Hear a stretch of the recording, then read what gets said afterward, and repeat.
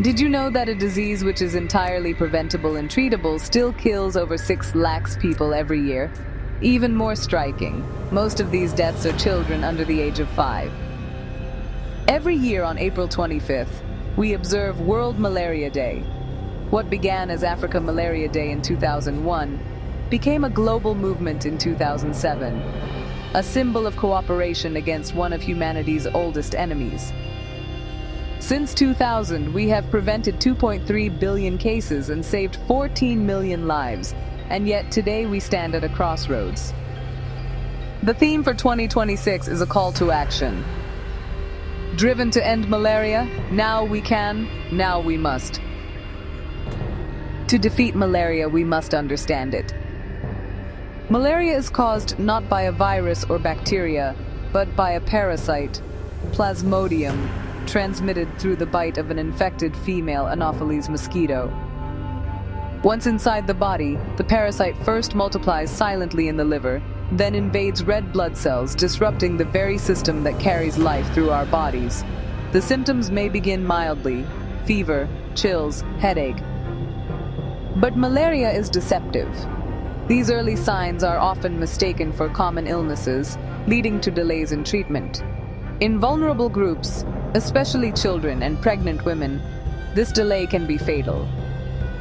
Severe malaria can lead to seizures, confusion, difficulty breathing, and in some cases, death within just 24 hours. In 2024, malaria caused 282 million cases and 610,000 deaths, but this burden is not shared equally. Nearly 95% of cases and deaths occur in Africa, and the majority of victims are young children. This reveals a deeper truth. Malaria is not just a disease of biology, it is a disease of poverty, inequality, and access.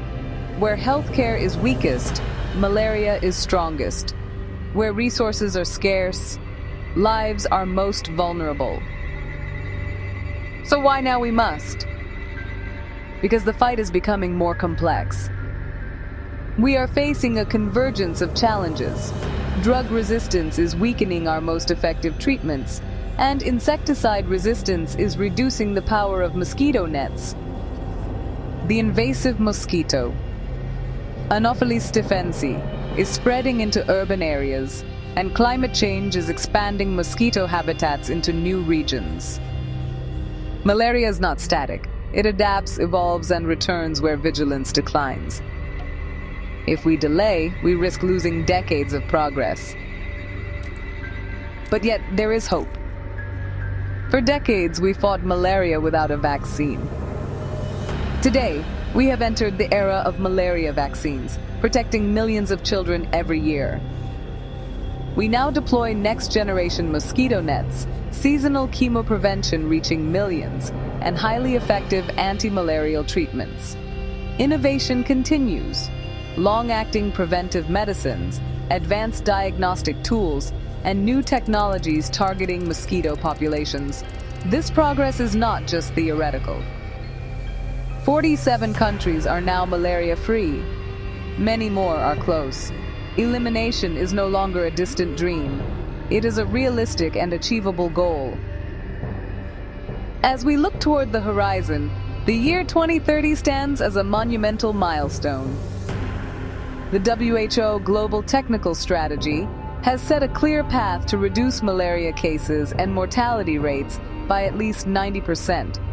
This is not just a health target, it is an economic imperative. Every dollar invested in malaria control in Africa alone is estimated to generate $40 in economic returns. By ending malaria, we unlock the potential of entire nations. We see children staying in school, parents returning to work, and healthcare systems finally freed from the crushing weight of a manageable disease.